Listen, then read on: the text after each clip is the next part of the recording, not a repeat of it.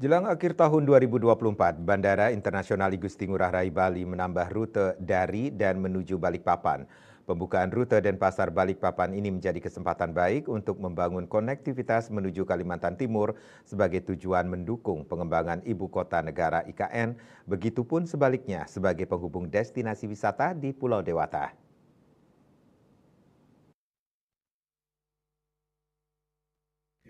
Inaugural penerbangan berlangsung dengan jadwal keberangkatan pukul 12.05 WITA dan jadwal kedatangan pukul 16.10 WITA. Pada penerbangan perdana tersebut terdapat sejumlah 138 penumpang yang berangkat menggunakan nomor penerbangan Garuda Indonesia GA 481. Sementara pada penerbangan kedatangan pesawat Boeing 737-800 NG disambut dengan water salute dan membawa 135 penumpang dari Balikpapan dengan nomor penerbangan GA480.